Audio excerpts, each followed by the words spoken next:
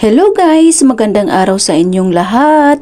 Sana nasa mabuti kayong kalagayan at God bless sa inyong lahat.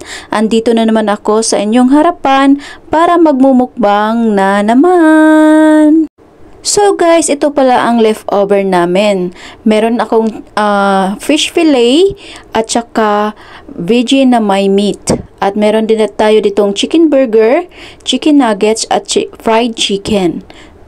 At nag-prepare na din ako dyan ng carrots, onion, garlic, and patata. So, binilagay ko na sa air fry ang burger para initin natin kasama yung fried chicken at chicken nuggets.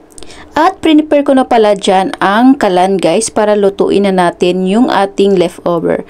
Nilagyan ko na yan ng oil, garlic at onion. Sinama ko na yan guys para maging madali tayo.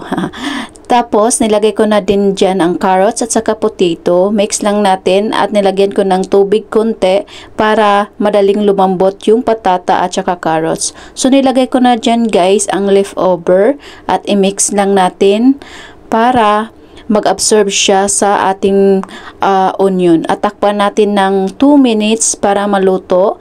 At pagkatapos ng 2 minutes, lagyan natin ng seasoning, oyster sauce, chicken powder, at black pepper. Naglagay din ako ng chili powder dyan guys kasi gusto ko maanghang. So mix lang natin guys. At saka yan na guys, ready ng ating leftover food. At ilipat na natin sa ating magic na plato para makapagsimula na tayo sa aking pagmumukbang.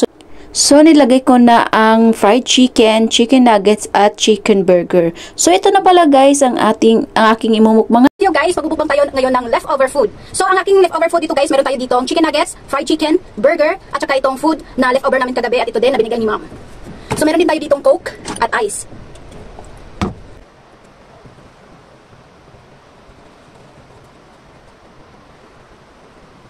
So, guys, mag-start na ako ng pagmumukbang. So, enjoy watching!